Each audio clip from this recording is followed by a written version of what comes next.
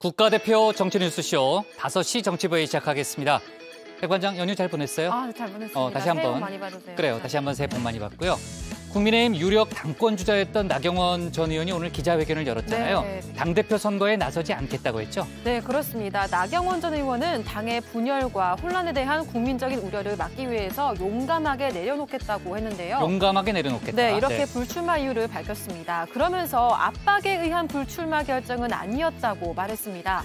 하지만 전당대회에 자신의 역할은 없다면서 특정 후보를 지지하지는 않겠다고 말을 해서 눈길을 좀 끌었습니다. 네, 일단 다른 후보들이 러브콜을 보내고는 있습니다만 상황을 좀 지켜봐야 될 것 같고, 나 전 의원의 불출마 선언 이후에 다른 당권 주자들의 반응이 바로 나왔죠. 네, 김기현 의원은 고뇌찬 결단에 경의를 표한다 이렇게 얘기를 했고요. 네. 반면 안철수 의원은 출마했다면 당원에게 좀 더 많은 선택지를 줬을 거라면서 나 전 의원이 밝힌 낯선 당의 모습에 저도 당황스럽다면서 안타까움을 표했습니다. 두 사람의 반응이 좀 다르네요. 네, 좀 달랐습니다. 네. 그리고 윤상현 의원도 안타까움을 표했는데요. 수도권 연대에 힘을 보태줄 것을 촉구하기도 했습니다. 네.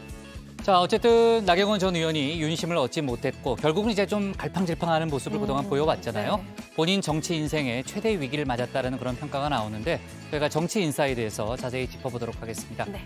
자, 그리고 이재명 대표 얘기를 좀 해볼게요. 네. 이재명 대표가 이번 주 토요일에 검찰에 나가잖아요. 네. 오늘 당내 철험회 소속 의원들과 오찬회동을 가졌다는 거죠. 네, 그렇습니다. 당내 초선 의원들의 모임인 철험회는 김남구, 김의겸 의원 등 주로 친명계들이 포진해 있죠. 오늘 오찬에서 철험회 소속 의원들은 야당 탄압 수사에 당이 더 적극적으로 맞서야 한다고 주장했습니다. 이에 대해 국민의힘은 당내 강성파를 만나 위로를 받는 게 이 대표가 말하는 당무인가 보다라면서 비판을 했습니다. 네. 최근 이제 당내 비명계로 분류되는 이원욱, 김종민, 조홍천 의원을 징계해달라는 글들이 좀 많이 올라왔는데 네. 이른바 이제 천원 당원 논란이 이제 당내에서 좀 일기도 했잖아요. 네. 이재명 대표 관련한 얘기는 저희가 국회 상황실에서 자세히 짚어보도록 하고요. 지난주에도 저희가 속보를 많이 짚었는데 아랍에미리트의 적은 이란이다라고 발언했던 윤 대통령의 말을 놓고서 여전히 정치권에서는 공방이 벌어지고 있네요. 네, 그렇습니다. 외교부에 이어서 국방부도 우리 장병들에게 현지의 엄중한 안보 상황을 직시하라고 당부한 거다 이렇게 설명을 했는데요. 네. 하지만 야당은 제2의 외교 참사라는 비판을 이어가고 있습니다. 국민의힘 주호영 원내대표는 오늘 민주당이 순방 성과를 폄훼하려고 이간질하고 있다고 맞섰는데요. 관련 소식은 잠시 후 주민에서 좀 더 자세하게 주민에서. 알려드리겠습니다. 네. 자, 이번에 다들 경험을 하셨겠지만 난방비가 참 많이 올랐잖아요. 저도 크게 놀랐습니다. 그래요? 네. 네. 그래서 난방비 폭탄이라는 말이 나오고 있는데 네. 여야가 서로 상대방 책임이라고 주장을 하고 있습니다. 저희가 잠시 후에 뉴스픽에서 좀 자세하게 짚어볼 예정이고요. 전 들어가서 나머지 이어갈게요.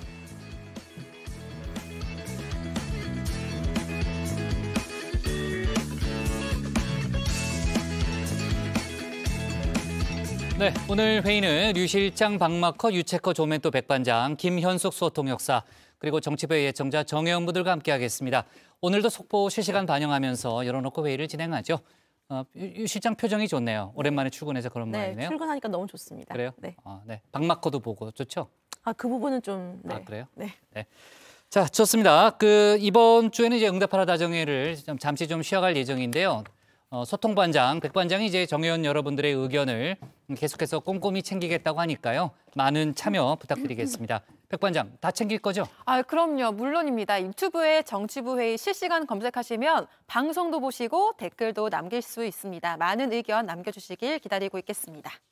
네, 잠시 후 저희가 다루게 될 난방비 폭탄 등 오늘 회의 내용에 대해서 의견 보내주시면 저희가 다음에 자세하게 또 소개하도록 하겠습니다. 유한울의 뉴스픽 5부터 오늘의 정치부회의 출발하겠습니다.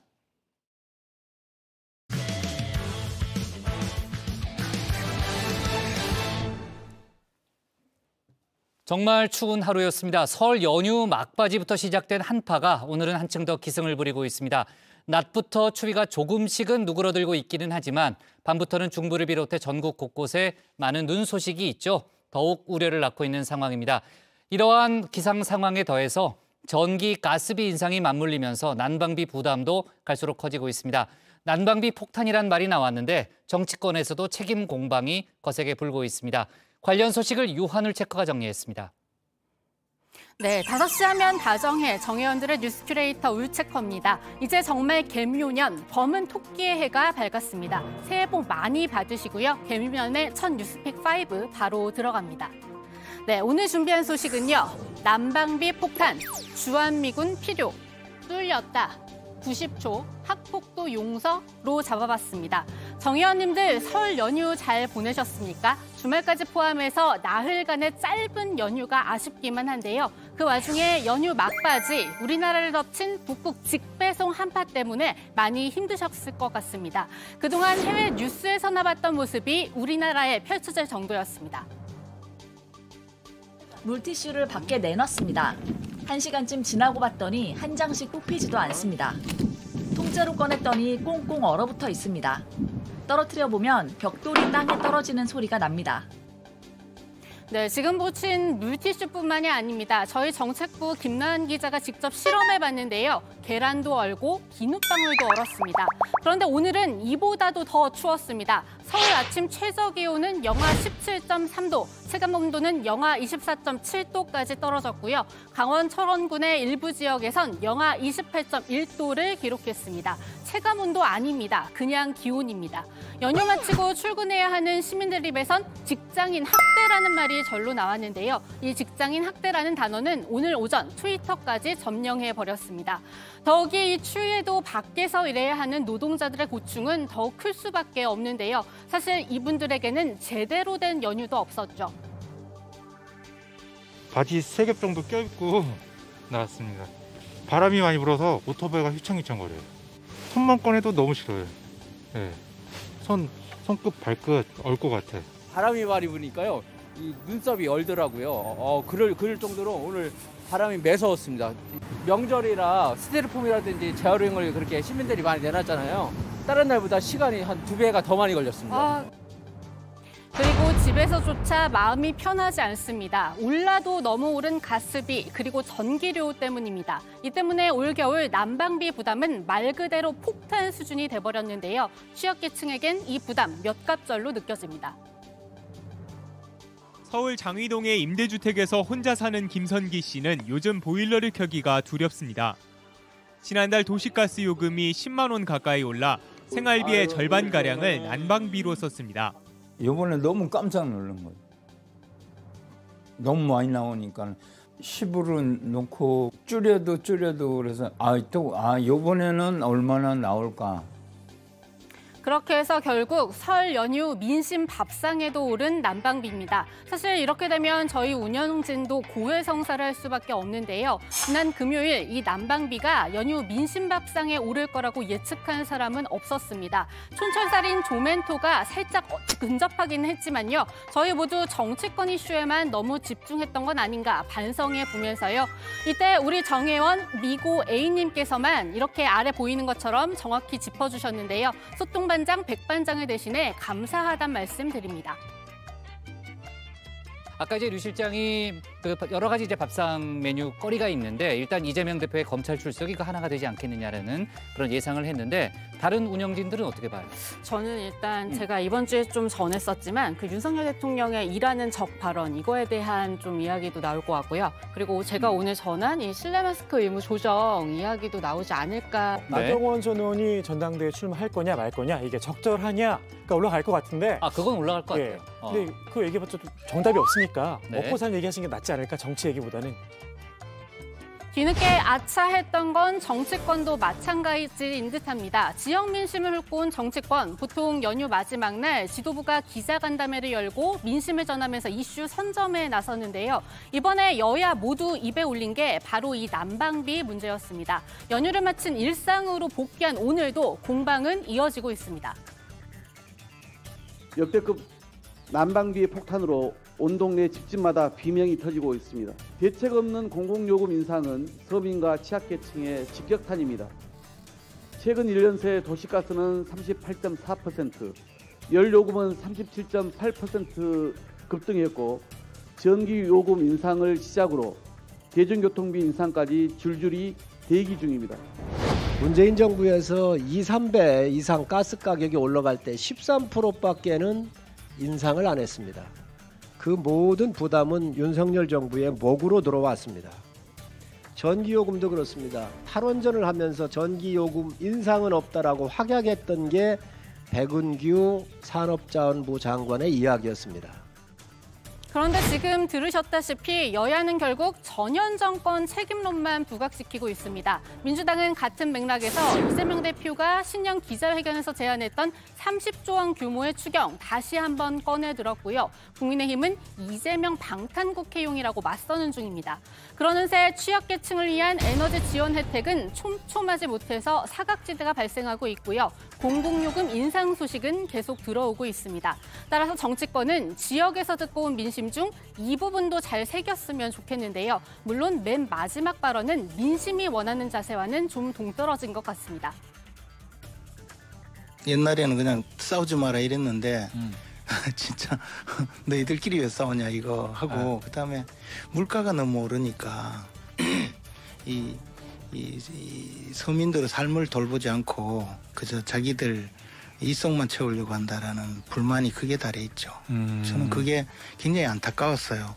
오늘 뉴스 보니까 뭐 난방비 폭탄 이야기가 있던데 날씨도 이렇게 그 추운데 사실 난방을 하지 않을 수는 없고 그게 참 걱정이죠. 이렇게 또 말씀드리니까 난방열사 김모 그 배우께 생각이 나네요.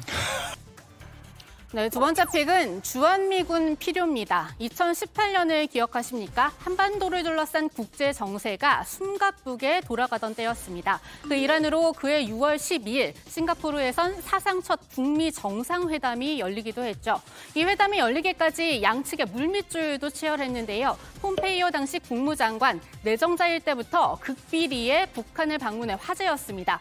이 사실은 보름 정도 지나서야 트럼프 당시 대통령의 입을 통해 알려졌습니다. We've also started talking to North Korea directly. We have had direct talks at very high levels, extremely high levels, with North Korea. We'll see what happens. As I always say, we'll see what happens. 네, 독설로 유명한 트럼프 전 대통령, 이날은 북한을 축복한다 이렇게까지 말해서 눈길을 끌었는데요. 이제는 왜 그랬는지 알 것도 같습니다. 폼페이오 전 장관이 최근 회고록을 발간했기 때문입니다. 여기에 바로 이 2018년 3월 말에 첫 방북기를 상세히 기록해뒀는데요. 김정은 북한 국무위원장이 주한미군이 필요하다고 했다고 적어내려갔습니다. 그 김 위원장 왜 그랬을까요? 김정은 국무위원장은 중국 공산당으로부터 자신을 보호하려면 주한미군이 필요하다고 말했다. 중국 공산당은 한반도를 티베트와 신장처럼 다룰 수 있도록 미군이 철수하는 게 필요하다고 주장한다고도 했다. 네, 이 말을 들은 폼페이오 전 장관, 우리나라의 미국 미사일과 지상군 전력을 강화해도 북한이 신경 쓰지 않을 거라고 단정했다고 하는데요. 이 자리에선 당연히 가장 중요한 의제인 비핵화에 대한 이야기도 오갔습니다. 그리고 이런 대화가 오가던 중에도 김 위원장은 45분마다 자리를 비웠다고 회고록엔 적혀 있는데요. 김 위원장, 이 잠배, 재떨이와 함께한 사진이 많이 찍힐 정도로 애연가죠. 이날도 담배를 피우기 위해 그랬다고 폼페이오 전 장관은 설명했습니다. 이 첫 번째 물밑줄 뒤에도 수많은 우여곡절 끝에 북미 정상회담은 싱가포르에서 열렸습니다. 김정은 위원장과 트럼프 당시 대통령이 서명한 공동 합의문에는요, 한반도의 완전한 비핵화 약속이 담겼습니다. 역사적인 이 만남에서 지난 과거를 펼쳐 새로운 출발을 알리는 역사적인 문에 공헌을 하게 됩니다. 세상은 아마 중대한 변화를 보게 될 것입니다. 그러면서도 당시 트럼프 대통령은 주한미군 문제는 지금 논의에서 빠져 있다 이렇게 선을 그어서 의아했던 기억이 나는데요. 하지만 이 역시도 폼페이오 전 장관의 주장에 따르면 이제는 이해가 가능합니다. 그 밖에도 회고록엔 북한은 미국과 단둘이 만나고 대화하고 싶어 했다는 등의 내용도 포함돼 있는데요. 물론 폼페이오 전 장관의 일방적인 기술이라 추가 검증이 필요해 보입니다. 하지만 이 회고록 내용에 비춰봤을 때 북한이 전통적인 우호국, 적대국국 개념보다는 실리에 따라 움직인다는 점에 주목해야 한다는 분석도 나옵니다. 네, 오늘의 세 번째 픽, 뚫렸답니다. 우리말학회 등 우리 학술기관 12곳의 홈페이지가 뚫렸습니다. 중국 해커 조직으로 추정되는 단체에게 해킹을 당해서 이렇게 화면이 바뀌거나 접속이 불가능한 상태인데요. 새벽에 기병대라는 뜻의 해커 조직 샤오칭은 지난 22일 총 2,000곳을 대상으로 대규모 사이버 공격을 예고했었습니다. 이 조직은 국과수, 국방과학연구소 직원 등의 신상 정보 160여 건을 앞서 외부에 유포한 걸로도 전해지는데요. 앞으로 피해 규모가 더 커질 수도 있을 것으로 보여서 정부 대책 마련이 시급해 보입니다. 네, 다음 픽은 90초입니다. 지구 종말까지 90초 남았습니다. 미국 핵과학자회가 지구 멸망까지의 시간을 상징적으로 보여주는 시계죠. 지구 종말 시기의 조침을 파멸을 뜻하는 자정 쪽으로 10초 더 옮기면서입니다. Nuclear risks increased significantly last year, due largely to Russia's unprovoked invasion of Ukraine. Putin has repeatedly raised the specter of nuclear use. In launching the invasion, he warned that whoever tries to hinder us should know that Russia's response will be immediate and will lead to consequences you have never faced in your history. 네, 바로 러시아의 우크라이나 침공 때문인데요. 핵과학자회는 이 침공으로 생화학 무기 사용 가능성에 대한 위협도 높아졌다고 우려했습니다. 네, 오늘 마지막 픽은 학폭도 용서입니다. 한국은 용서가 쉽지 않다. 추신수 선수가 한 이 말의 후폭풍이 거셉니다. 미국 한 지역의 한인 라디오 방송에 출연해서 이번 WBC 대표팀 구성을 두고 얘기하던 중에 나온 발언이었는데요. 고등학생 시절 학폭 논란이 아직 말끔히 정리되지 않은 안우진 선수의 탈락을 아쉬워하며 한 발언입니다. 앞서 KBO는 선수 선발 기준은 기량과 함께 국가대표의 상징적 의미 또 자긍심 등도 고려해야 한다면서 안 선수 탈락 이유를 설명한 바 있습니다. 네, 오늘의 뉴스픽은 여기까지입니다. 들어가서 원픽 뽑겠습니다. 뉴스픽 5였습니다. 네, 아까 백반장도 난방비 때문에 깜짝 놀랐다는 얘기를 했는데 아마 이번 달 관리비 보고 놀라신 분들 많을 거예요. 유 실장도 그렇죠. 네, 저도 이제 중앙난방이어가지고 저희 아파트가 좀 TMI인데. 중앙난방 쪽이 이번에 많이 올랐다고 네, 그래서 더 많이 좀 오른 것 같아서 저도 깜짝 놀랐습니다. 그렇군요. 네. 유 실장 결혼했죠? 아, 네. 갑자기 지금. 아니, 물어봤어요. 그냥요. 자, 어쨌든 여야가 난방비를 두고 세게 붙는 그런 모습이고요. 국민의힘은 이제 전임 정부 잘못이다라는 또 그런 프레임을 또 들고 나오긴 했습니다만 정치권의 공방이 뭐 상당히 뜨거운 그런 상황이고 민주당 지도부는 이제 현 정부의 대표적인 실정 중에 하나다라는 또 그런 주장을 하고 있습니다.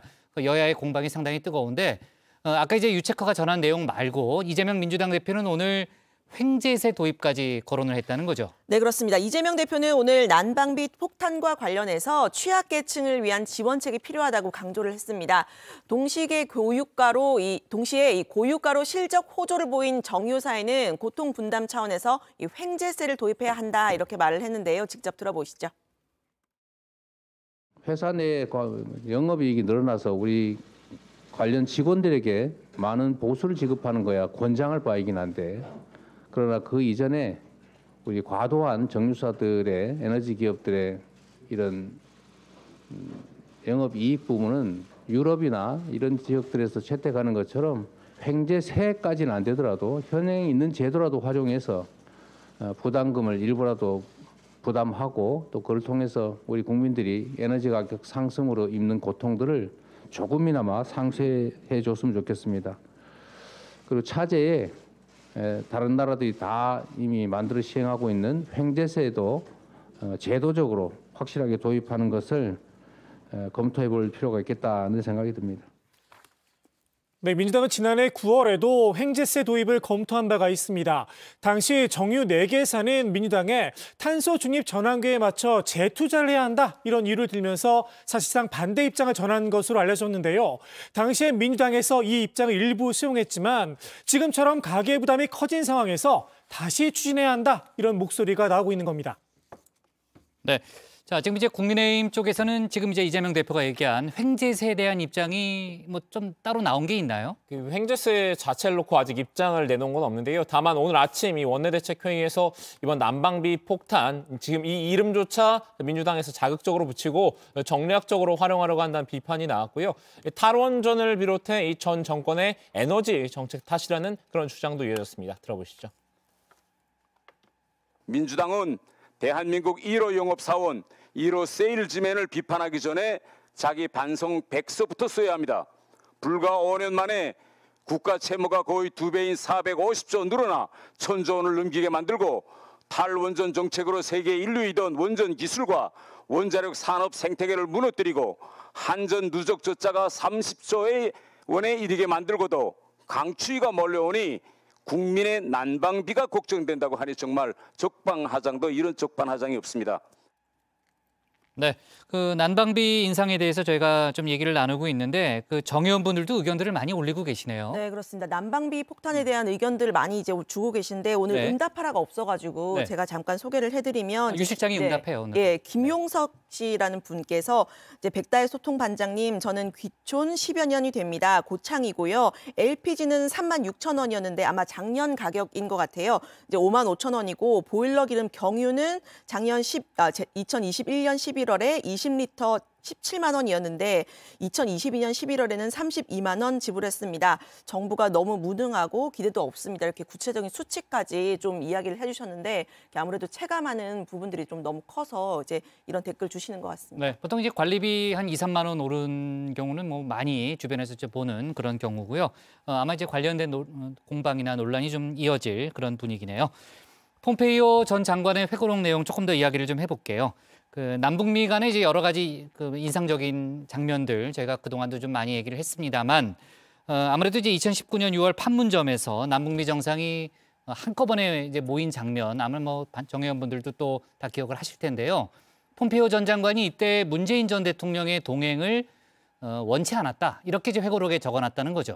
네, 그렇습니다. 이 폼페이오 전 장관에 따르면 김정은 위원장과 미국 측 모두 문 전 대통령이 참여하는 걸 원하지 않았다고 합니다. 폼페이오 전 장관은 김 위원장이 문 전 대통령에게까지 할애할 시간이 없었다, 존경하지도 않았다 이렇게 강하게 회고록에 적어 내려갔는데요. 이 부분은 존 볼턴 전 백악관 국가안보부 장관의 회고록 내용과도 겹치는 내용입니다. 실제 당시 문 전 대통령은 북미 정상을 판문점까지 안내하는 역할만 했고요. 3자 회동은 한 4분 정도에 그쳤는데요. 두 회고록 모두 일방적인 기술이라는 점은 감안해서 좀 봐야 할 것 같습니다. 네, 2, 3만 원이 아니라 20, 30만 원 올랐습니다. 복부장 뭐 이렇게 적으신 분도 있네요. 네, 자 좋습니다. 유채커 오늘의 원픽은 어떤 건가요? 네, 오늘의 원픽입니다. 북극 직배송 한파의 난방비 폭탄, 여야는 전현 정권 책임 공방.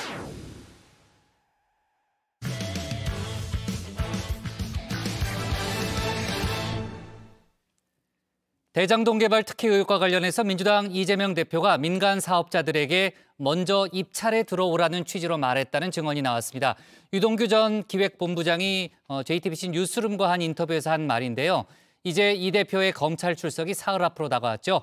이재명 대표는 오늘 철험회 소속 의원들과 오찬 회동을 함께 했는데 관련 내용을 유정아 상황실장이 정리했습니다.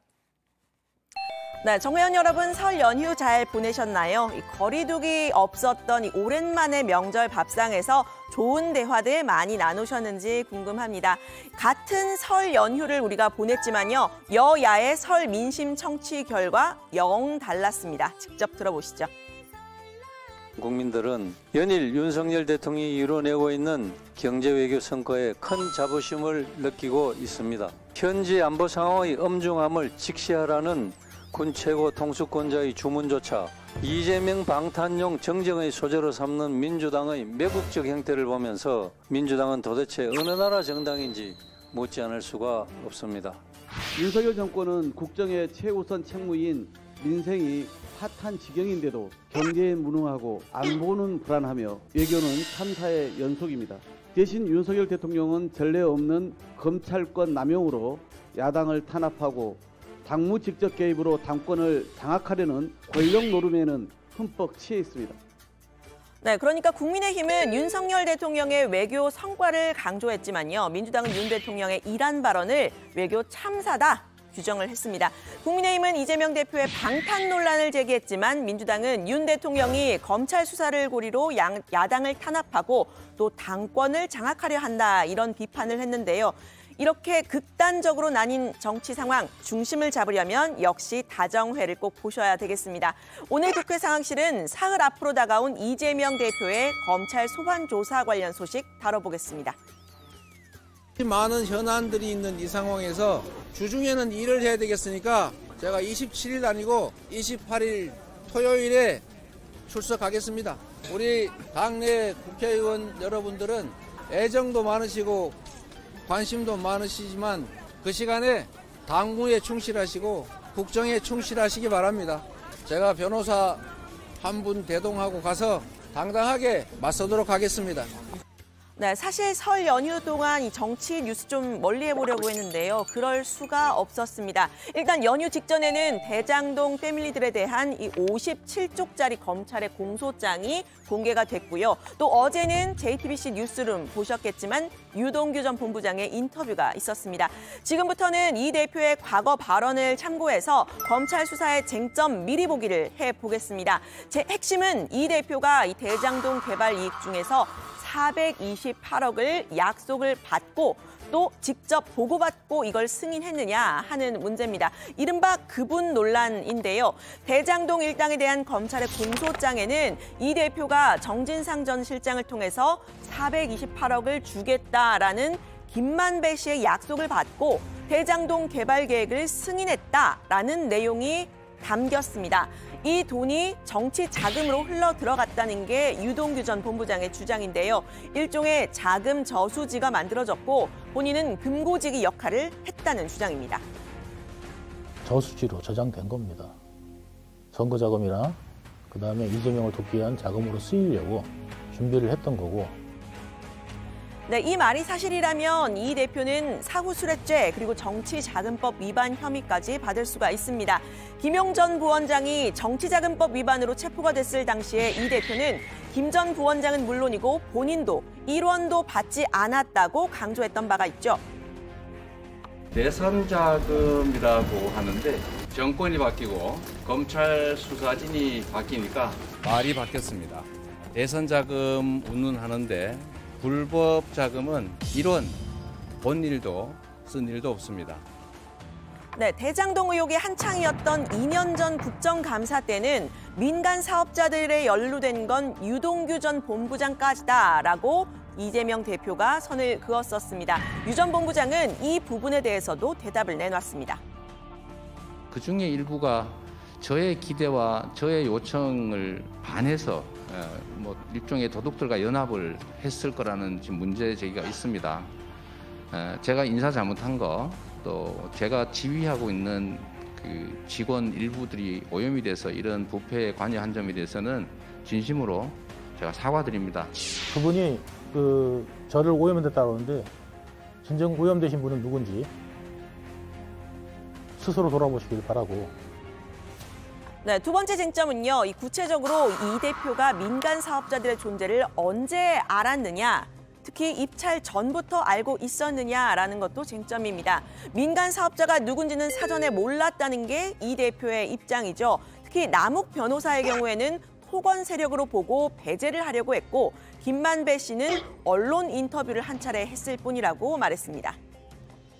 이걸 누가 나눠 가질 것인지는 저희가 알 수도 없고 가르쳐 주지도 않고 자기들은 토건 세력 배제 방침을 이재명 시장이 가지고 있기 때문에 철저하게 숨을 수밖에 없었다. 김만배 씨는 그 사람이 나를 모른다고 하면 그렇고 나도 그 사람 모른다면 거짓말인 거지라고 방송에서 얘기를 했고 또 이재명 지사가 대통령 되면 3년 정도 살다 나오겠지 이렇게 말을 했다고 합니다. 김만배 씨 잘 아십니까? 김만배 씨는 뭐 언론에서 보도한 것처럼 저를 인터뷰한 일이 있어서 네, 유 전 본부장은 좀 다른 이야기를 하고 있죠. 2014년 이재명 당시 성남시장 재선 때부터 이들이 선거에 도움을 주었다. 그리고 이 대표가 먼저 입찰에 들어오라고 말했다는 겁니다. 남욱이라든지 김만배 씨 같은 경우는 이재명 시장 재선을 위해서 상당히 도왔고 그 부분을 제가 이재명 시장한테도 이야기 분명히 전했습니다. 사업자 들어오면 되잖아. 그러니까 말하자면 이제 입찰 참여하면 되잖아. 정확한 워딩은 그거였는데 어쨌든 들어오면 되잖아. 였던 걸로 기억합니다. 네, 또 다른 쟁점은요. 이 대표가 일부러 민간 업자들에게 유리한 설계를 해줬느냐, 즉 고의성의 문제입니다. 대장동 공공개발과 민간개발이 결합된 민관 결합개발 방식이었죠. 검찰은 성남시가 이 대표의 공약인 제1공단 공원화에 필요한 비용을 고정 이익으로 가져가기 위해서 나머지 개발 이익을 민간에 몰아주었다 의심하고 있는데요. 유 전 본부장은 이 대표가 당시 민간업자를 걱정하는 듯한 말을 했다고 했습니다. 임대주택 받아오겠다 얘기를 하니까 그러면 너무 부담을 주는 거 아니야? 그래서 그렇게 이야기하길래 가능할 것 같습니다. 라고 이렇게 얘기를 했고. 네, 이 대표는 2014년, 2015년 이 부동산 상황을 봤을 때 고정이익을 확정적으로 가져오는 게 더 이익이다라는 입장을 지속적으로 피력을 해왔죠. 이 성남시에 손해를 끼친 배임 혐의 성립하지 않는다는 겁니다. 동네 모습 입장에서 도둑대들이 와서 막 마을 물건을 훔쳐가길래 다 뺏어오려고 했는데 방해한 사람 때문에 저희가 70%든 50%, 60%밖에 못 가져왔는데 너 왜 그거 다 못 뺏어왔어? 라고 하는 거는 사실은 이게 도둑이 몽둥이를 든 꼴이다라는 말씀이고요. 시장, 군수, 시도지사가 돈을 버는 게 회사 사장처럼 의무입니까? 개발 이익의 절반 이상을 땅값이 오르기 전 기준으로 하면 70% 넘게 돈 한 푼 안 들이고 위험 부담 하나도 안 하고 성남 시민을 위해서 환수한 게 배임죄입니까? 뭐 어떻게 하라는 것입니까? 네, 검찰과 이 대표 간에 그리고 법정에서까지 이 팽팽한 법리 다툼 있을 것으로 보이는 상황입니다. 여론은 어떨까요? YTN 조사 결과를 좀 보면요. 지금의 검찰 수사, 개인에 대한 비리 수사라는 응답이 53%, 그리고 야당 탄압용 정치 수사라는 대답은 33.8%였습니다. 그러니까 수사의 정당성에 손을 들어준 셈이죠. 검찰이 이 대표를 기소할 경우에 대표직을 사퇴해야 한다라는 의견은 63.8%로 대표직을 유지해야 한다는 의견에 배가 넘었습니다. 다만 민주당 지지층만으로 조사 대상을 한정했을 때는 이 대표직을 유지해야 한다는 의견이 60.7%로 사퇴해야 한다는 의견 33.4%보다 더 높았는데요. 일반 여론과 당원들, 그러니까 당 지지층들의 여론 차이가 큰 셈입니다. 검찰이 이 대표를 기소할 경우에는 이 당직 정지를 규정한 당원 80조 규정이 다시 도마 위에 오를 수가 있어 보이죠. 80조 1항의 경우에는 부정부패 혐의 당직자는 기소와 동시에 직무 정지를 할 수 있게, 그러니까 당대표를 그만두게 할 수 있도록 되어 있지만요. 3항의 경우에는 정치 탄압 등 부당한 이유가 있을 경우에는 당무위의 의결로 징계 처분을 취소, 정지를 할 수 있습니다. 당내 논란이 이제 불가피해 보이는 대목입니다. 당내 특히 당원 게시판에서는 이 대표를 흔드는 비명계의 움직임을 견제하는 움직임이 본격화했는데요. 이른바 천원당원 논란입니다. 특히 김종민 의원의 이 발언을 두고 당원들을 무시하는 거냐, 징계해야 한다는 주장이 나왔습니다. 당내에서 책임 있는 의사결정에 참여하려면 그 문제와 관련돼서 정기적인 토론, 당내 활동에 어느 기준 이상을 하는 뭐 이런 당원들이 어떤 경제 행사의 주체가 돼야 되는데 지금처럼 이제 천원당원 중심으로 가게 되면 동원당원 문제를 해결할 수가 없고. 네, 그러니까 당비 1,000원을 내는 권리당원을 무시하느냐 이런 취지인 건데요. 김 의원은 이 천원당원 발언 오히려 정치인에게 동원이 될 수 있으니 당원들이 더 주체가 돼야 한다라는 주장이었다면서 적극적으로 반박했습니다. 방금 보신 발언은 2달 전 지난해 11월 발언인데요. 이 2달 전 발언을 누군가 의도를 가지고 왜곡, 짜깁기 해서 가짜 뉴스를 퍼뜨리고 있다고 말을 했습니다. 이런 상황에 대해서 고민정 최고위원은 당내 일촉즉발의 상황을 보여주고 있는 거라면서 지금은 단결이 필요한 시점이라고 했습니다. 당원들도 그 과도한 언론들의 왜곡 보도에 굉장히 민감해져 있는 상황이거든요. 야당 대표도 그렇지만 문재인 전 대통령도 그렇고 굉장히 민감해져 있는 이런 상황이기 때문에 어떤 것 하나도 조금만 이게 그 발화가 돼도 크게 불로 번질 우려가 크다는 것이죠. 지금 모두가 네, 민주당의 운명 일단은 이 대표에 대한 검찰 수사 결과에 달려 있을 듯한데요. 이 대표는 설 연휴 동안 별도 일정을 잡지 않고 수사에 대비한 것으로 알려집니다.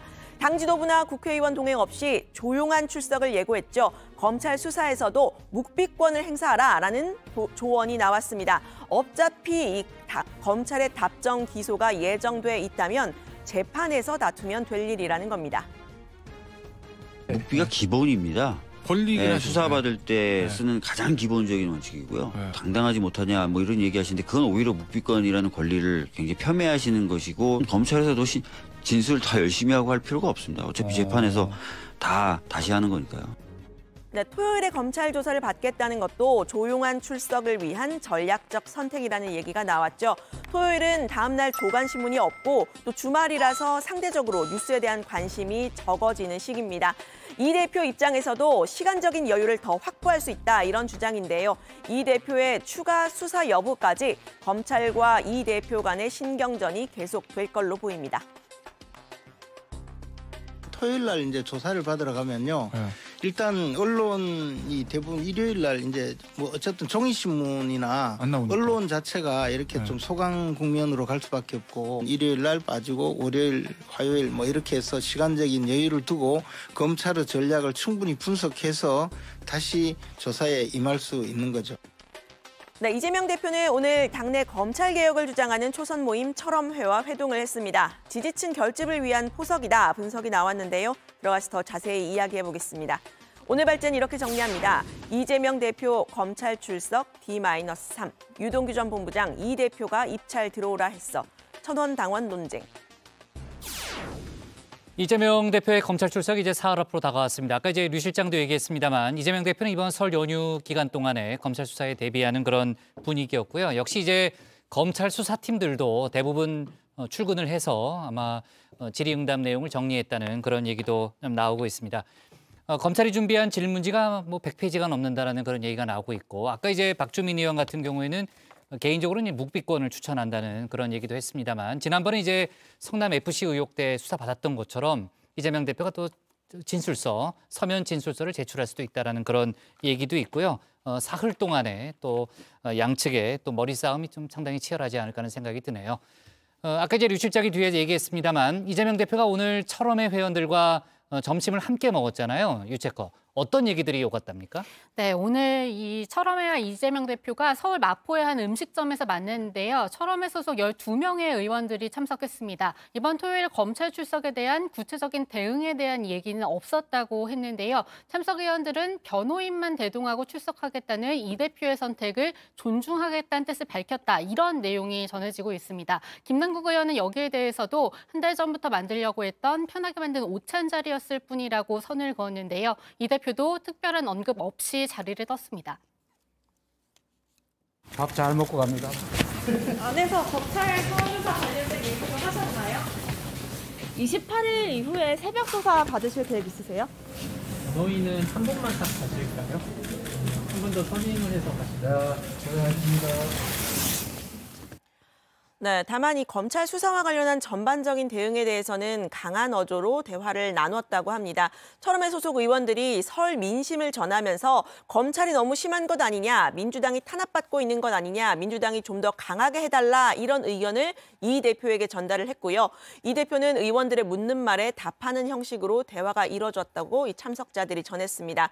당 내에서는 이 대표 지지층을 결집하려는 포석 아니냐 해석이 나왔는데 민병덕 의원이 오찬 분위기를 직접 전한 내용 한번 들어보시죠. 검찰 내부에서도 이렇게 검찰이 나가다가 검찰 조직이 온전할 수 있겠나 스스로 내부에서도 걱정하는 목소리가 많이 있지 않습니까? 그럴 정도로 검찰이 울트라 검찰공화국을 만들어서 실은 굉장히 편파적인 활동을 하고 있는 거잖아요. 뭐 설민심을 보면서 검찰의 이런 독재에 대해서 수수방관할 수 없는 상황이다. 민병덕 의원은 이제 울트라 검찰 공화국이라는 그런 표현까지 썼고, 자 어쨌든 뭐 이재명 대표 직접 뭐 적극적인 발언을 하지는 않았습니다만 지금 상황이 야당 탄압이고 또 적극적으로 당이 좀 움직여야 한다는 그런 또 철험회 소속 의원들의 의견을 또 청취했다는 그런 얘기였고요.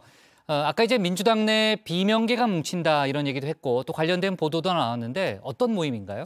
네, 일단 민주당의 길이란 모임입니다. 뭐 이현욱, 김정민, 조홍천 의원 등 비명계 의원들이 주축이 됐는데요.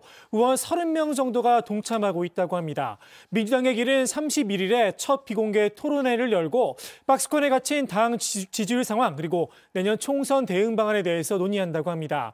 모임에 참여하는 의원들은 그동안 사법 리스크에 대해서 이 대표 대표 개인과 민주당의 대응을 분리해야 한다. 이런 주장을 해왔는데요. 본격적으로 이 대표 견제에 나선 게 아니냐 이런 해석이 나왔습니다. 아까 이제 류 실장이 전했던 그 이른바 천원당원 논란에 포함됐던 인물도 여기 겹치는 거죠? 네, 그렇습니다. 이 당원 게시판에 천원당원 비하한 의원들 징계나 탈당 요청한다 이런 청원이 올라왔는데요. 오늘 오후 4시 기준으로 16,000명 이상이 이 청원에 동의를 했습니다. 천원당원 땅 파보세요. 천원이 나오나 사당화 팬덤. 우리가 내는 세금으로 월급 받고 있으면서 이 천원 당비 내는 당원이 그렇게 우스워요. 이런 글이 담겼는데요. 논란의 근원지는 이 김종민 의원의 2달 전 발언이었습니다. 김 의원이 가짜뉴스 수준으로 짜깁기 했다고 해명을 하고 있지만 논란은 계속 확산되고 있습니다. 네. 김종민 의원이 연일 언론 인터뷰에서 본인의 지인이가 왜곡됐다라는 주장을 하고 있습니다만 조금 전에 이제 박 마커가 얘기했던 대로 논란이 조금 더 이어갈 상황으로 보이네요. 일단은요. 자, 좋습니다. 오늘 발제 이렇게 정리하겠습니다. 이재명 검찰 출석 D-3, 유동규, 이재명 입찰 참여 제안으로 제목을 잡겠습니다. 다음은 조익신 멘토의 정치 인사이드로 갑니다.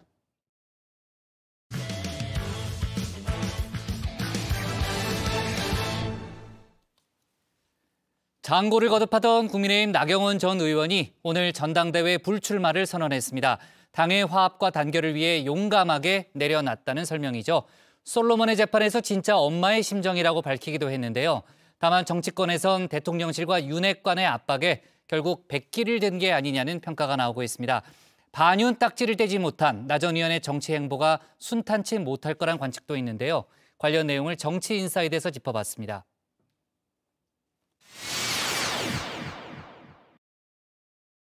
저는 이번 국민의힘 전당대회에 출마하지 않습니다.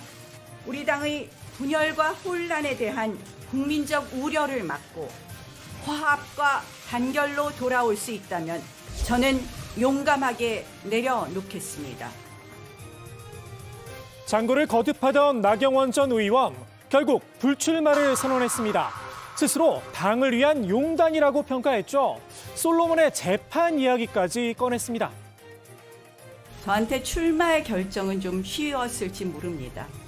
그러나 불출마의 결정은 저에겐 굉장히 용기가 필요한 것이었고 거듭 말씀드리지만 당을 사랑하는 마음으로 솔로몬 재판이 진짜 엄마의 심정으로 이번에 그만두기로 결정했습니다.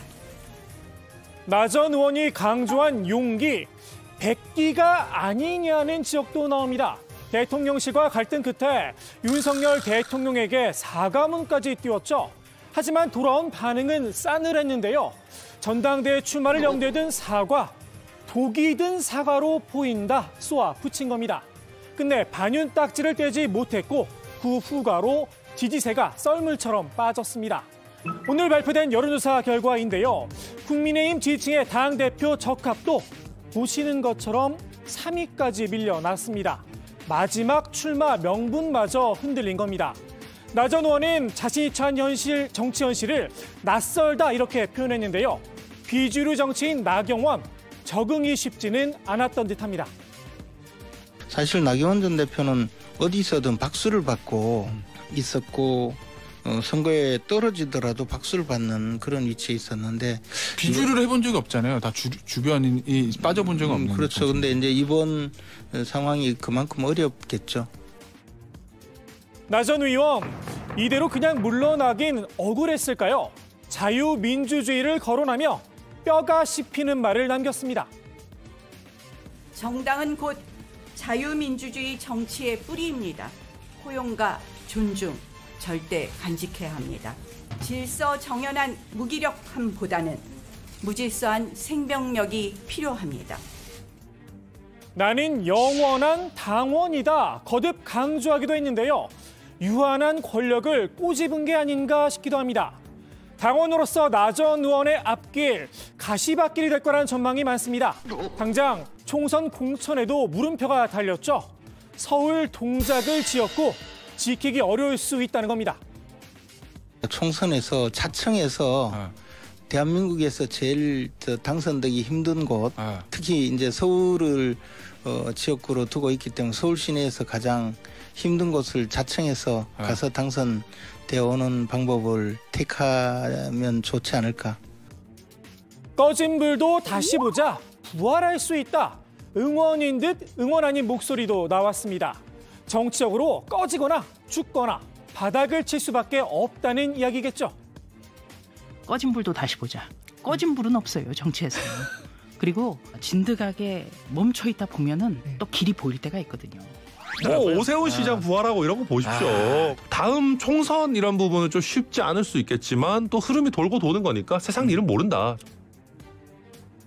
나 전 의원의 불출마 결정, 정당대의 구도에도 영향을 줄 수밖에 없습니다.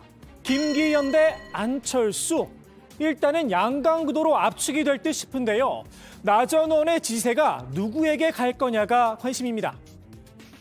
김기현 의원이 가장 유리하죠, 당연히. 그러면 이른바 친윤 성향의 그 표는 결집될 수 있을 것이고 친윤 성향이 아닌 분들은 아무래도 좀 분산될 가능성이 있거든요. 안철수 의원님 집단 린치다 이렇게까지 표현을 하셨는데요. 그런 모욕적인 상황을 당했기 때문에 그 지지자, 그것을 바라봤던 지지자들의 표가 과연 그쪽으로 향할 것이라고는 저는 생각하지 않습니다. 김기현, 안철수 두 당권 주자의 셈법, 나 전 의원의 불출마 소식을 접한 뒤 내놓은 반응에도 고스란히 묻어났습니다. 김기현 의원은 고뇌에 찬 결단에 경의를 표한다. 긍정적인 뉘앙스를 풍겼죠. 반면 안철수 의원은 안타깝고 아쉽다는 입장을 내놨습니다. 낯선 당의 모습에 저도 당황스럽다는 겁니다. 나 전 의원 지지층의 마음을 엿볼 수 있는 여론조사 결과도 나왔죠. 김기현 대 안철수 가상 양자 대결 10.4%포인트 차로 안 의원이 김 의원을 오차범위 밖에서 앞섰습니다. 안 의원의 강세, 특유의 애매모호함이 빛을 발하고 있다는 평가도 나오는데요. 네, 완전 친윤도 아니고 그렇다고 뭐 비윤이거나 반윤이거나 이렇게 단정하기 어려운 이번 정부의 단일화 공신 겸 인수위원장이었다라는 그 포지션이 처음에는 너무 애매한 거 아니야? 이랬는데 또 의외로 너무 막 그 윤심 경쟁 이렇게 되다 보니까 오히려 무난함으로 지금 약간 비춰지고 있는. 안 의원 스스로도 이런 애매모호함을 강점으로 승화시켰습니다. 김기현의 윤심, 나경원의 수도권, 유승민의 확장성을 합쳐놓은 게 바로 안철수라는 겁니다. 김기현 의원이 윤 대통령님과의 관계가 좋다고 말씀하시지 않습니까? 네, 그렇죠. 그런데 저도 못지않게 좋습니다. 그 다음에 또 나경원 의원은 또 수도권의 강점이 있지 않습니까? 그렇죠. 그리고 또 뭐 지금 거의 말은 안 나옵니다만 유승민 의원이 외연 확장이 있다고 하는데 사실은 그 세 가지를 모두 가진 후보가 저거든요. 이에 맞서 김기현 의원도 우호 세력 확보에 시동을 걸었죠. 연일 연포탕을 강조하고 있는데요. 기자들과 직접 연포탕을 끓이며 간담회를 열기도 했습니다. 그런데 말입니다. 이 연포탕에 조류는 넣지 않을 생각인가 봅니다. 저는 사실 뭐 철새 정치인하거나 또는 여기 기웃 저기 기웃하는 그런 모습의 정치인의 삶을 살아오지 않았기 때문에 연포탕을 외치다가 그 다음날 갑자기 또 진흙탕을 외치니까 좀 당혹스럽습니다. 김 의원, 김장김치와 연포탕만으론 설 차례상에 올리기 부족하다고 생각한 걸까요? 정책 공약도 반찬으로 내놨습니다. 여성도 민방위 교육을 받게 하자 제안하고 나선 겁니다. 여성들도 테러나 재난 같은 유사시에 자신과 가족들을 보호하기 위한 기본적인 군사훈련을 하는 것이 자유권 차원에서 필요하다고 봅니다. 일단 당 안팎의 주목을 끄는 데는 성공했는데요. 평가는 별개의 문제죠. 특히 여성 정치인들의 입에서 쓴소리가 나왔습니다. 저 때는 이제 교련 수업이 있었거든요. 네, 아마 그런 걸 염두에 두지 않았나도 싶은데 이 정책이 조금 더 당내에 합의점을 찾을 수 있을까? 이거는 저도 좀 의문이에요. 전당대회 후보의 이제 공약으로는 좀 생뚱맞다. 또 여성의 입장에서는 사실 뭐 육아라든지 여러 가지 뭐 워킹맘들 문제도 있고 굉장히 섬세하게 들어가야 되는 부분이에요. 꼭 민방위가 아니고서는 심폐소생술이라든지 이런 것들을 배울 수 있는 곳이 없는 게 아니지 않습니까? 이 생존 지식을 얻기 위해서 민방위로 푸는 것은 그건 너무나 단순한 도식이다라는. 차라리 교련 수업을 부활시키라는 지적도 있었죠. 윤상현 의원은 안보 공약을 가장한 남녀 갈라치기 아니냐 날을 세우기도 했는데요. 이른바 2대남의 표심을 잡기 위한 전략이라는 겁니다. 반면 친윤계에선 오히려 여성을 위한 공약이다 옹호하는 목소리도 있었습니다. 때는 여성을 위한 여성 공약이에요. 여성 공약으로 이게요? 그러니까 저는 민방위 가봤거든요. 예. 가면 우리 CPR, 뭐 긴급 상황에서 이 응급 대처, 맞습니다. 뭐 이상한 뭐 이 화생방 공격 있을 때 어떻게 이거 쓰는가, 방독면 쓰는가. 네. 우리 살아가는 데 있어서 너무나 필수적인 거 가르쳐요. 거기 가서 뭐 전투훈련하는 거 아니잖아요. 여성 민방위 교육, 결국은 법을 고쳐야 하는 문제입니다. 원내 과반을 준 민주당이 동의해줄 가능성은 없어 보입니다. 윤심을 등에 업어 의기양양한 후보는 시급한 민생 경제와는 무관한 여성 민방위법 개정 발언으로 국민 갈라치기에 또 나섰습니다. 2대남을 향한 공약이든 여성을 위한 공약이든 결국은 경선용이라는 비판을 피하긴 어려워 보입니다. 양강 구도로 압축된 국민의힘 전당대회, 아직 남은 변수가 하나 있죠. 바로 유승민 전 의원의 출마 여부입니다. 이준석 전 대표는 결국 출마할 거다 예언을 했는데요. 안 나갔을 거면 벌써 얘기했을 겁니다. 여기서 만약 접으면은요, 네. 소위 사람들이 생각하는 것처럼 국민의힘 지지층 여론조사에 지금 나오고 있는 한 8%에서 10% 정도의 성적표가 자기 성적표가 돼요. 네. 저는 나오게 되면은 본인이 잘하면은 그것보다 훨씬 많이 얻을 수 있다 보면 당원 득표를. 나경원 전 의원의 불출마와 결선 투표제가 유 전 의원에게 활로를 열어줬다는 평가도 나옵니다. 결선 투표의 전선이 반유승민에서 반윤핵관으로 바뀔 수도 있다는 겁니다. 유승민 의원을 당대표를 안 만들려면 본인들의 그 단일화를 결선 투표로서 이루겠다 이런 의도였는데 지금 요 한 달 사이에 묘해진 게요. 지금은 김기현 후보가 유승민 의원 자리에 지금 가 있어요. 당신 100%로 했고 그렇죠. 결선 투표를 하다 보니까 오히려 소위 말하는 윤핵관 후보 대 다른 분들이 지금 다자구도로 좀 붙는 경우거든요. 유 전 의원은 앞서 설이 지난 뒤 출마 여부를 결정하겠다고 밝혔는데요. 전당대회 후보 등록이 다음 주로 다가왔죠. 유 전 의원이 어떤 결론을 내놓을지 지켜볼 일입니다. 지금까지 국민의힘 전당대회 상황을 짚어봤는데요. 불출마 선언을 한 나경원 전 의원의 소식은 한동안 뜸할 듯 싶습니다. 솔로몬의 재판에서 진짜 엄마의 심정이라는 나 전 의원. 과연 아기를 되찾을 수 있을까요? 나 전 의원의 현재 모습이 아닐까 싶은 이 노래로 오늘의 정치 인사이드 마무리합니다. 나 어떻게 너 갑자기 가버리면 나 어떻게 너를 잃고 살아갈까. 네, 오늘 오전 11시 기자회견을 통해서 불출마 선언을 했던 나경원 전 의원이 조금 전 나온 보도를 보니까 이제 자기를 도왔던 여러 인사들과 오찬을 함께했다고 하네요. 박종희 전 의원 등 여러 명과 이제 오찬을 함께하면서 술자리를 가졌다 뭐 이런 보도도 좀 있었는데요. 일단 그 어디 보도예요? 더 팩트 보도인데 후회가 없냐는 질문을 받고서는 당을 사랑하는 마음이다라는 말만 일단 반복했다는 그런 언론 보도 내용이 나왔습니다. 아까 제 조멘트도 얘기했습니다만 오늘 이제 기자회견을 마쳤으니까 당분간은 또 자맹을 하지 않을까라는 그런 예상들이 좀 나오고 있고 이제 나경원 전 의원에게 그동안 향했던 표심이 누구한테 갈 거냐 이게 정치권의 지금 이제 관심사잖아요.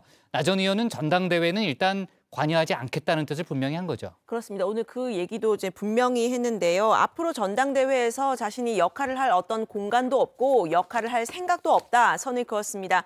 그러면서 불출마 결정이 어떤 후보나 다른 세력의 압박에 의한 건 아니라고 거듭 강조하기도 했습니다. 하지만 벌써 당권 주자들의 러브콜이 이어지고 있다는 거죠. 그렇습니다. 일단 김기현 의원이 대표적인데요. 앞으로 나경원 전 의원과 같이 손잡고 더 나은 대한민국, 사랑받는 국민의힘을 만들 수 있도록 힘을 쏟겠다 이렇게 말을 했습니다.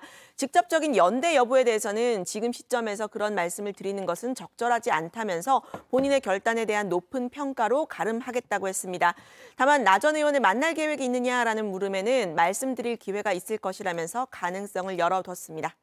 네, 안철수 의원도 나 전 의원과 만나고 싶다는 뜻을 밝혔는데요. 지금은 아마 마음이 힘든 상황이라고 파악된다면서 적절한 시기에 한번 만나 뵙고 말씀을 나누고 싶다고 했습니다. 안 의원은 나 전 의원의 지지층이 자신에게 올 거란 희망 섞인 분석도 내놨는데요. 수도권 연대론을 꺼내들었습니다. 나경원 전 의원이 원하는 방향이 수도권에서의 승리라면서 나 전 의원뿐만 아니라 우리 전 당원의 바람이기도 하다 이렇게 강조했습니다. 네. 김기현, 안철수 의원이 이제 서로 나경원 전 의원에게 러브콜을 보내는 그런 상황이고, 김기현 의원과 안철수 의원이 이제 철새다, 아니다, 뭐 진흙탕이다 이렇게 날선 공방을 주고받았잖아요. 아까 이제 조멘토가 좀 소개를 했는데 오늘도 신경전이 뜨거웠다는 거죠. 네, 그렇습니다. 이제 김기현 의원은 여기저기 기웃대던 철새 정치인이 아니다라면서 사실상 안철수 의원을 겨냥한 발언을 내놨었는데요. 안철수 의원이 연포탕을 외치더니 진흙탕을 만든다면서 이 네거티브 공세라고 맞받아쳤습니다. 김 의원이 이에 대해서 다시 재반박을 내놨는데요. 정치인들은 이 정치적 선택과 변신에 따라서 유권자들의 판단과 심판을 겸허하게 기다리는 것이 누구에게나 주어진 숙명이라고 말했습니다. 그러니까 당을 여러 번 옮긴 거는 팩트 아니냐라는 게 또 김기현 의원의 주장이고, 안철수 의원은 정치판에 기웃거린 적은 없다는 그런 입장인 거죠. 네, 그렇습니다. 안철수 의원은 저는 기웃거린 적이 없다면서 제 인생을 놓고 보면 저는 평생 공익을 위해 살았다 이렇게 반박을 했습니다.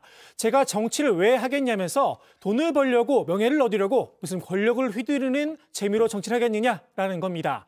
김기현 의원이 철새 정치인, 부잣집 자식이다 이렇게 잇따라서 안 의원을 공격한 데 대해선 저는 그렇지 않은데 김 의원은 제가 제일 신경이 쓰이나 보다 이렇게 꼬집기도 했습니다. 네, 오늘 아침 라디오만 하더라도 이제 국민의힘 조수진 의원 등 여러 명이 나경원 전 의원이 출마할 것이다 이렇게 예상을 했고, 그 이후에 이제 불출마 결정이 좀 알려지면서 야권에서도 여권에서도 다양한 반응이 나왔는데, 나 전 의원의 불출마 결정 관련해서 야권 쪽에서도 입장이 많이 나왔죠. 그렇습니다. 야권에서는 화살을 윤석열 대통령 쪽으로 돌리는 분위기였는데요. 박지원 전 국정원장은 국민의힘은 국민도 당원도 없고 대통령만 있다는 것을 다시 한번 증명했다고 말했습니다. 결국 제왕적 총재 시대로 돌아갔다 이렇게 지적을 했고요. 또 박 전 원장, 나 전 의원을 향해서는 빈 수레가 요란하다라는 평가를 내놨습니다. 사람은 손이 두 개지만 양손에 떡을 들고 또 하나를 가지려는 욕심이 세 가지 모두 놓치게 했다라고 말을 했습니다. 민주당 고민정 최고위원은 윤심이 무섭다 평을 했는데요. 직접 들어보시죠. 윤 대통령과 함께하지 않는 사람들은 다 잘려나가고 있는 모습이 참 잔혹해 보이더라고요. 잔혹. 네, 유승민, 이준석, 나경원, 오로지 윤 대통령의 목소리만 살아남는 당이 된다면 저희로서야 뭐 나쁘진 않죠. 야당으로선. 그러나 대한민국 정치로서는 후퇴하는 거라고 생각합니다. 네, 자, 오늘의 정치 인사이드 이렇게 정리하겠습니다. 나경원 솔로몬 재판 진짜 엄마 심정, 유승민 중꺾마 마지막 변수로 제목을 잡겠습니다. 다음은 박준우 마커의 주민입니다.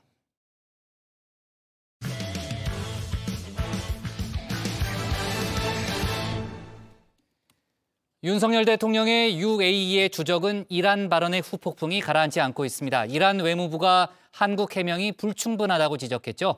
민주당은 윤 대통령의 실언 리스크와 우리 정부의 대응을 맹 비난하고 있는데요. 국민의힘은 대통령의 발언이 사실관계에 부합하다고 옹호하고 있습니다.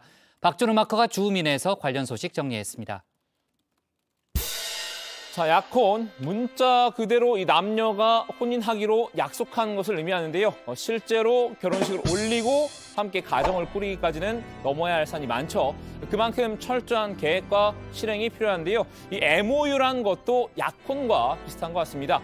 윤석열 대통령 이제 UAE 첫 국빈 방문에서 이 300억 달러 규모의 투자를 유치하고 모두 48건의 MOU를 체결했는데요.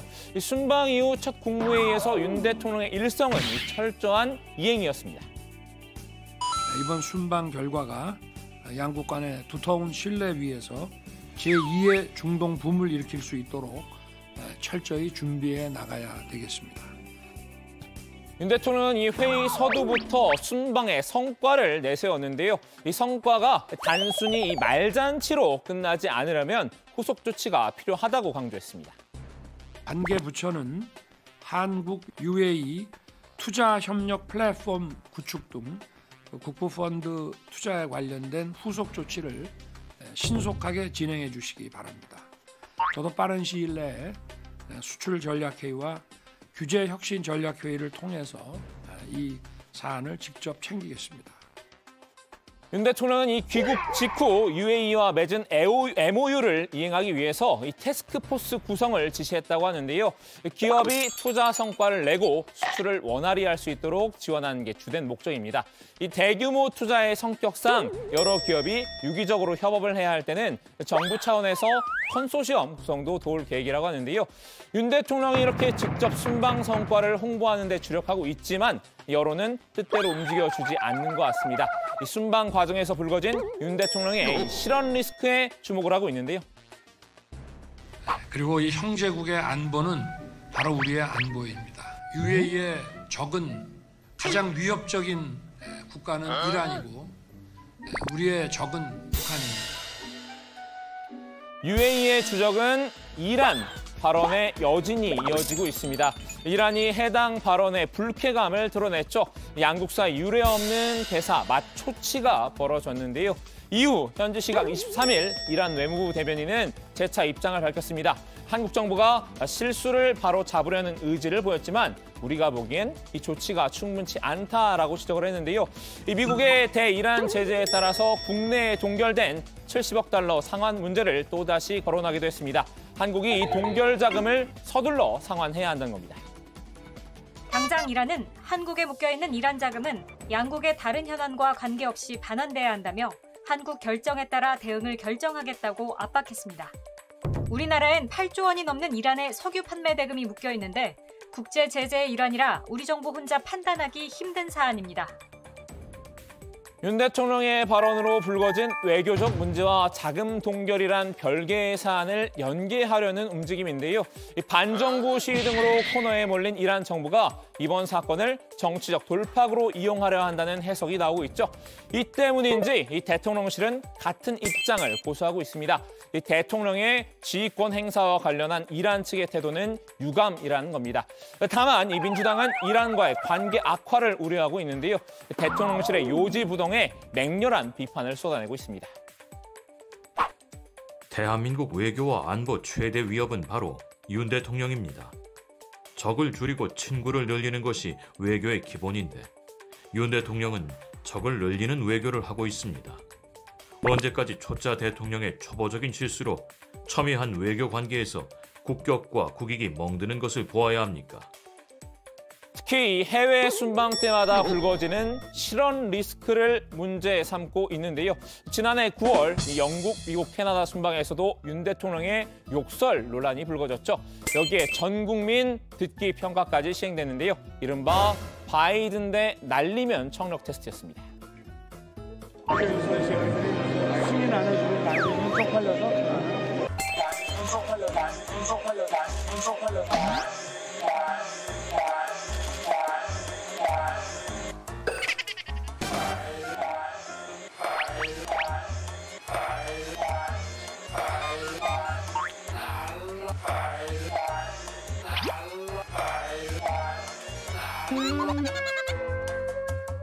이 불분명한 발언 문제는 둘째 치더라도 욕설에 대해서도 윤 대통령이나 대통령실의 공식 사과는 없었죠.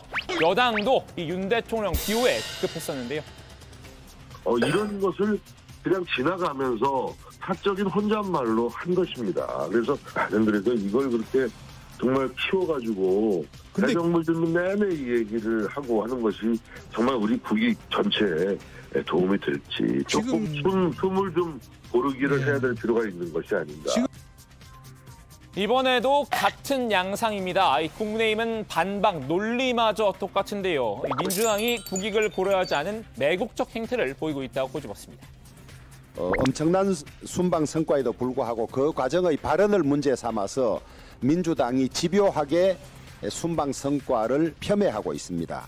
민주당이 국익 외교 앞에 한 목소리를 내야 할 텐데 사실관계에도 맞지 않고 그다음에 이것을 자꾸 확대 재생산해서 외교 관계를 이간질하려는 그런 의도까지 보이고 있습니다.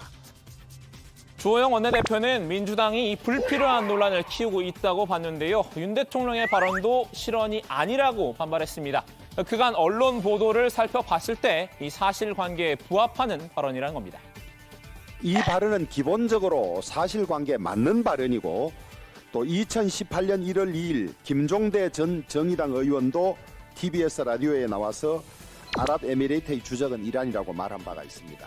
뿐만 아니라 작년 5월 10일 연합뉴스에도 이란의 주적인 사우디아라비아와 아랍에미레이트 이렇게 표현을 했고 수없이 반복된 말들입니다.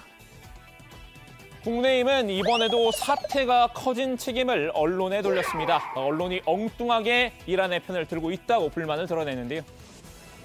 우리 언론들이 들고 일어나서 대통령 공격에 빌미로 삼는 거는 저는 좀 이해하기가 어려워요. 이란은 지금 히잡을 쓴 여성들을 체포 안 썼다고 체포를 하고 무슨 고문은 하고 죽은 사람이 도대체 몇 명입니까? 이 시위 과정에서. 그리고 또 핵 개발을 해서 북한과 아주 가까운 사이 그런 몇 안 되는 나라, 전 세계에서 몇 안 되는 나라인데 민주당은 그렇다면 실수를 지적하지 않고 그냥 두는 게 맞냐고 반문했습니다. 외교적 실수가 계속 되는데 실수하지 말라는 말도 하지 말아라. 그럼 뭐 어떻게 하라는 거예요? 그럼 계속 실수하게 내버려두고 실수해도 잘한다고 박수 쳐주고 이런 게 국익에 과연 도움이 될까요? 이런 것조차도 하지 말라고 하면서 정작 달라지는 모습은 하나도 안 보여주고. 정부의 대응을 두고 이 뇌가 없다는 다소 격앙된 비난도 나왔는데요. 정동영 전 통일부 장관입니다. 지금이라도 이란에 특사를 보내 외교 관계를 정상화해야 한다고 조언했습니다. 이란과는 상관없다라고 농치는 걸로는 넘어갈 수가 없습니다. 왜냐하면 정말 그렇게 생각했다면 외교부에 뇌가 없거나 정말 무지한 대응이라고 생각합니다. 특사를 보내야 합니다. 특사를 보내고 유감 표명하고 특사를 보내야 된다. 그리고 오래된 이란과의 친선 관계를 다시 한번 다지는 그런 계기로 삼는 것이 국익을 그나마 덜 훼손하는 거라고 생각합니다. 정 전 장관은 이 외교 분야 참모진도 물갈이해야 한다고 주장했는데요. 윤 대통령의 리스크 관리를 제대로 하지 못하는 참모진도 무능하기 마찬가지라는 지적입니다. 이 판에 싹 갈아야 합니다. 왜냐하면 나갔다 하면 대형 외교 참사인데 이건 지도자 리스크이면서 동시에 참모 리스크입니다. 이러니 저러니 해도 이 순방 징크스는 분명히 존재하는 듯합니다. 순방 이후 윤 대통령의 국정 수행 지지율이 소폭 하락한 건데요. 리얼미터 조사 결과 이제 긍정평가가 38.7%로 조금 떨어진 모습을 보였습니다. 순방 효과에 따르면 3에서 적어도 5%포인트 올라갈 수 있는 지지율이 결국 중도층이나 이 MZ세대, 2030 세대가 추가적으로 들어오지 않았다. 이것은 순방 효과가 결국 이란 관련 발언 때문에 영향을 미쳤다고 볼 수가 있는 것이죠. 실제 갤럽에서도 부정평가 요인으로 이 대통령의 외교 그리고 대통령의 발언 논란 이 부분이 또 꼽혔고요. 순방 효과가 이란 발언으로 반감됐다는 평가인데요. 이 대통령실과 여당의 바람대로 순방의 성과만 빛내고 싶다면 앞으로 윤 대통령이 발언에 좀 더 신중을 기할 필요가 있어 보입니다. 오늘 주민 한마디는 여권 관계자의 말로 대신하겠습니다. 사실 대통령께서 지금 가장 큰 문제라고 한다면은 좀 너무 즉흥적인 거죠. 안보나 외교의 문제는 더더욱 정말 신중해야 되거든요. 아랍에미레이트의 적은 이란이다 이렇게까지 얘기하는 것은 이란의 입장을 또 고려하지 않은 게 돼버리기 때문에 저는 매우 부적절했다 저는 생각합니다. 네, 자 조금 전 들어온 속보부터 좀 하나 얘기를 하면요. 윤 대통령이 내일 여당 지도부와 오찬 회동을 한다는 그런 속보가 들어왔고요. 일단은 이제 아랍에미리트 순방 성과를 공유하는 그런 내용이 될 거라는 설명이 있었습니다. 이번엔 대통령실에서 하네요. 정진석 비대위원장 또 주호영 원내대표, 성일종 정책위의장 등 지도부가 다 참석을 한다고 하고요. 작년 11월 말로 제가 기억하는데 그때 이제 그 만찬이 있었잖아요. 그때 이제 한남동 관저에서 만찬을 가졌는데 약 2달 만에 지도부를 만나게 됩니다. 일단은 이제 순방 얘기가 주를 이루겠지만 앞서 저희가 그 정치 인사에 대해서 다뤄봤던 그 당내 여러 가지 역학관도 구도라든지 또 나경원 전 의원의 불출마 관련한 얘기가 좀 잠깐 거론될 수도 있지 않을까 하는 생각도 들고요. 제가 관련된 속보는 내일 자세히 다루도록 하겠습니다. 자, 아까 이제 발제에서 설명했습니다만 주호영 국민의힘 원내대표가 윤 대통령의 이란 관련 발언을 감쌌잖아요. 그러니까 사실관계에 맞는 표현이라는 옹호를 하고 있는 거죠. 네, 그렇습니다. 주호영 원내대표는 오늘 원내대책회의에서 윤 대통령의 UAE에 적은 이란 발언을 두고 이 발언은 사실관계에 맞는 발언이다 이렇게 강조했는데요. 과거 정치인이나 언론의 보도 내용을 사례로 들었습니다. 특히 주 원내대표는 UAE에 적을 이란이라고 언급한 언론 보도 내용을 일일이 열거하기도 했는데요. 들어보시죠. 2020년 1월 9일 중앙일보에는 한국을 적으로 명시하고 UAE도 적국으로 명시한 그런 기사가 나 있을 뿐만 아니라 2019년 7월 8일 동아일보에도 UAE는 이란과 지리적으로 가깝고 평소 이란을 주적으로 여겨왔다. UAE의 위협으로 작용했다. 네, 주 원내대표는 우리나라가 이란을 주적으로 규정한 게 아니고 UAE를 지원하기 위해 나간 아크 부대에서 아랍에미리트의 안보 현실이 이렇다는 걸 주지시킨 거라고 주장했는데요. 과거 국내 언론 보도에 이란 정부가 아니라고 반박한 적이 한 번도 없다면서 사실관계에 기인하지도 않으면서 순방 성과를 폄훼하기 위해 민주당이 집요하게 이간질을 한다고 반발했습니다. 기자들이 원내대책회의 이후에 주 원내대표에게 반론을 제기하기도 했다는 거죠. 네, 이후에 이제 원내대책회의가 끝나고 나온 백브리핑에서 한 말인데요. 기자들이 이제 주 원내대표한테 UAE랑 양국의 교역량도 많고 적이라 보기 어렵다는 반론도 있고 대통령이 당사국에 가서 신중하게 했어야 했는데 그런 발언을 한 건 부적절하지 않느냐, 그러니까 외교적으로 문제가 없다고 보느냐 이런 질문을 던졌습니다. 그랬더니 주 원내대표가 계속 시비 걸거나 이제 문제 삼는 것은 국익에 도움이 되지 도움이 안 된다라고 선을 그으면서 없었으면 좋았을 것이라면서 일부 문제점을 시인하기도 했는데요. 직접 들어보시죠. 모든 현상은 뒤집어서 비판하려고 하면 다 할 수가 있습니다. 숱하게 아까 예를 든 게 5 경우가 넘지 않습니까? 그런데 그걸 가지고 오히려 이런 식으로 자꾸 문제 제기하는 것 자체가 나는 바람직하지 않다고 봐. 대표님 그러면 외교적으로도 전혀 문제가 안 된다고 보시는 건가요? 아니 그거는 이제 없는 것보다야 뭐 없는 게 훨씬 좋겠죠. 그렇기 때문에 더 이상 자꾸 이런 거를 팩트는 틀린 건 아닙니다. 네. 이란 정부는 윤 대통령의 발언에 대해서 계속 문제 제기를 하고 있잖아요. 미국의 제재 때문에 경제난이 심해졌기 때문이다. 이런 분석도 나오고 있죠. 그렇습니다. 지금 이란은 미국의 고강도 제재 그리고 정권의 부정부패, 경제정책 실패 등의 영향으로 자국 내 불만이 지금 커진 상황이라고 하는데요. 이란 당국이 이런 불만을 잠재우기 위한 목적으로 윤 대통령의 해당 발언을 빌미 삼아서 동결자금의 반환을 요구하고 있다. 이런 해석이 나오고 있습니다. 이란 정부가 우리 측 관점에서 조치가 충분하지 않았다라고 이야기를 하긴 했지만 한국 정부가 실수를 바로잡으려는 의지를 보였다. 라는 입장도 냈기 때문에 이런 점에서 밀어볼 때 윤 대통령의 발언 자체를 둘러싼 논란은 일단 수면 아래로 가라앉을 가능성이 있다. 이런 이야기도 나오고 있습니다. 네, 일각에서는 이란 측이 윤 대통령 발언과는 직접 관련이 없는 이 동결자금 문제를 계속 거론하고 있다는 점에서 관련 동향을 주시할 필요가 있다는 지적도 있는데요. 레자 라자피 이란 외교부 법무국제기구 담당 차관은 앞서 우리 측 대사를 초치했을 때 동결자금 문제와 관련해 한국이 유한 조치를 취하지 않는다면 양국 관계를 재검토할 수 있다라고 말했던 것으로 알려졌습니다. 동결자금 문제는 2018년부터 지속되어 온 사안이죠. 네, 맞습니다. 현재 우리나라 은행엔 이란의 원유 수출 대금 약 70억 달러가 동결돼 있는 것으로 알려져 있는데요. 미국 정부가 도널드 트럼프 전 대통령 재임 시절이던 때죠. 지난 2018년 5월에 이란의 비밀 핵개발 의혹을 이유로 이란 핵합의 탈퇴를 선언한 뒤 대이란 제재를 복원한 데 따른 겁니다. 이란 측은 그동안 우리 정부를 상대로 동결자금 반환을 지속적으로 요구해왔습니다. 네, 그때 그 이란 혁명 수비대가 이 문제로 호르무즈 해협을 지나던 우리 국적 선박을 납포한 적도 있죠. 네, 그렇습니다. 지난 2021년인데요. 이 한국 케미호가 95일간이나 억류됐는데 당시 이란 측이 주장한 이 환경 오염이 아니라 이 동결 자금 문제가 직접적인 요인이 됐다는 게 이 국내의 분석이었죠.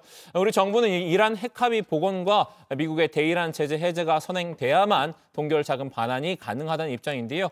미국 정부는 조 바이든 대통령 취임 이후 이 이란 핵합의 복원을 위한 협의에 나섰지만 아직 이란과 그런 이견을 좁히지 못한 채 이 제재를 계속해서 유지하고 있습니다.